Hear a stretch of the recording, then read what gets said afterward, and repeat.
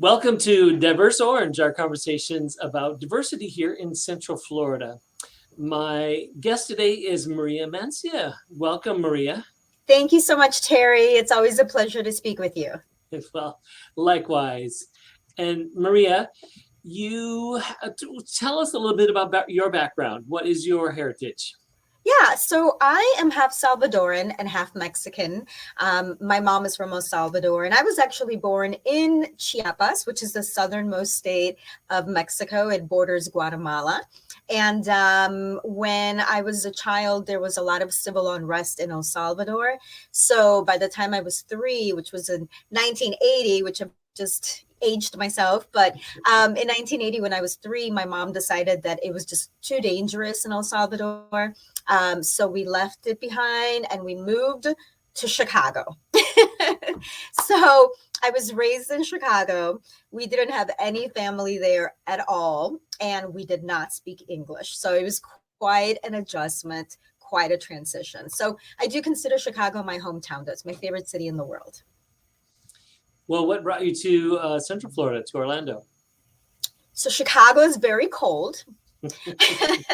And by the time I was an adult, sometime in college, I decided it is too cold. I have no reason to stay here. I'm an adult. I can decide where I want to live.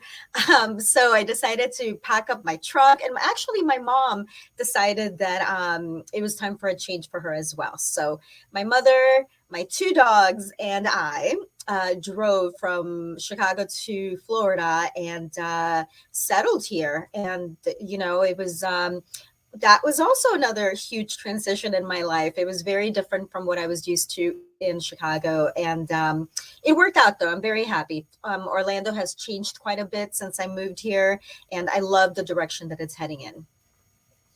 You said in Chicago that when you got there, you didn't speak any English, but Nope. you were young enough that you just picked it up as you started going to school, or did you have to do any special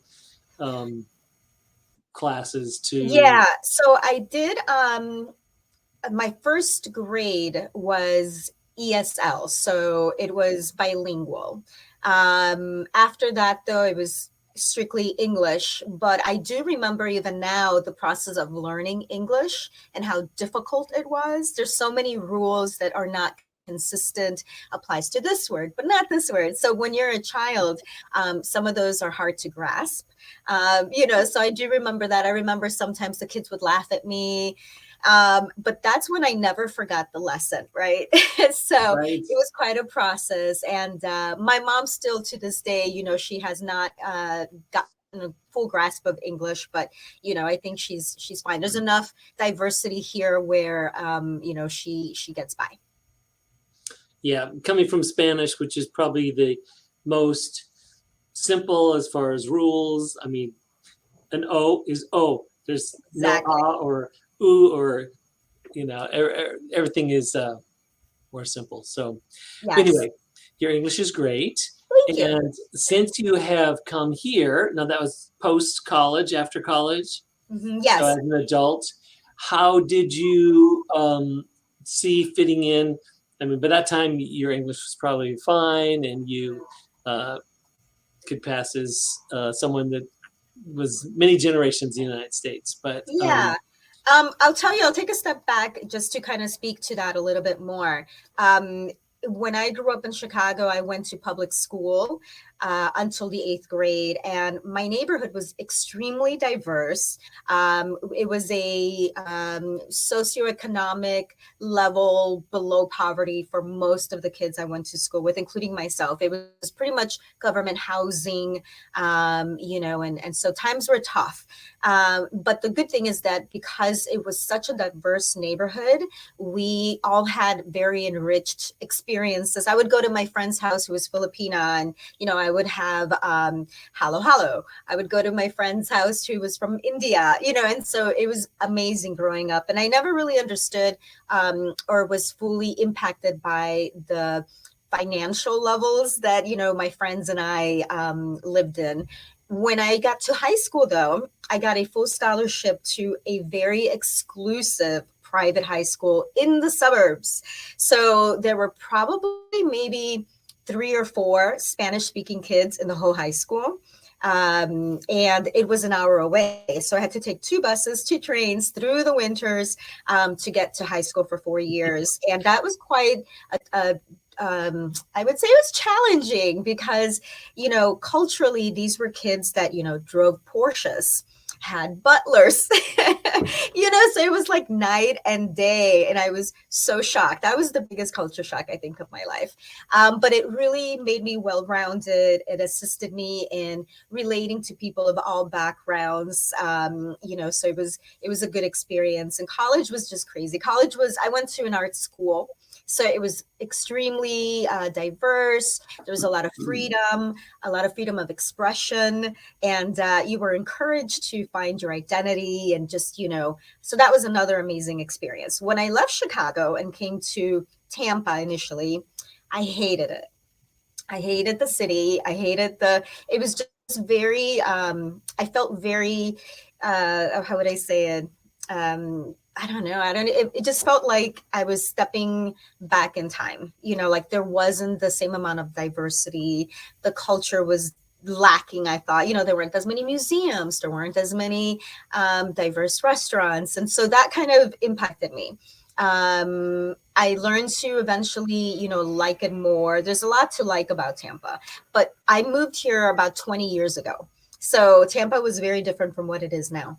From Tampa, I moved to St. Pete, thinking that, I'm going to like that better. And I did not. I moved to a very small neighborhood in St. Pete, and it was even worse. So from there, I came to Orlando. And in Orlando, I did find, my home.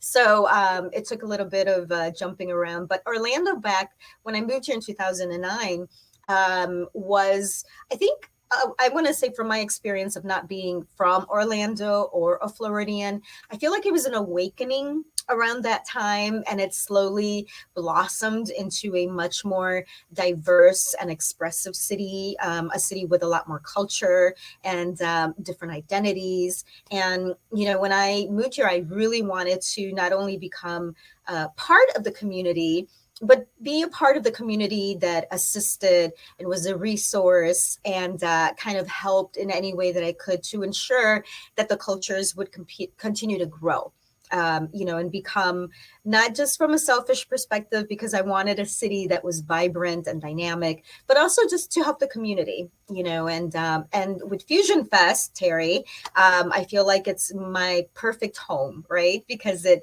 fulfills all of those needs and my goals. Well, and you've been involved with FusionFest for a couple of years now, and you had mentioned restaurants, and that is a big part of how you've helped us starting out as the curator for our Diversitastic dining. But okay, FusionFest it's great. What else in Central Florida would you say has shown you that this is an awakening city, as you say? I see a lot of groups coming about from all kinds of backgrounds, and I love it, and they're not just groups that are exclusive, they're very open to other people from whatever background, whether if it's a nationality, they're open to other nationalities, they're open to educating and bringing people in and allowing them to have the experience that group has. And so I really love that. In Chicago, it can be a little separate, so there's like Little Italy. It's very separated from all the other neighborhoods, from like Little Mexico and, Greek Town. And so here I find that they're very inclusive and welcoming. So I do love that. You mentioned restaurants. I am the world's biggest foodie. I do not know how to cook, so my existence depends on restaurants. So I take it very seriously. And the restaurant scene in Orlando is just, it's amazing now. We just got Michelin stars last year, or this year, I should say. And the quality of the chefs, the quality of the restaurants, the fact that it's become so diverse. Every day there's a new restaurant from another country, which is amazing. So I really, really love that, and just love the general direction that Orlando is taking. It's very open, I feel, and very welcoming in general. Well, I want to say welcome, although you've been here for a couple of decades, but welcome to Central Florida. We're glad that you're here. I love your love of food and restaurants and how that's helped contribute to the Fusion Fest exploration of food, as well as many other things. So thank you for talking with me today, Maria. Thank you, Terry. Always a pleasure. And thank you for listening to this episode of Diverse Orange. See you.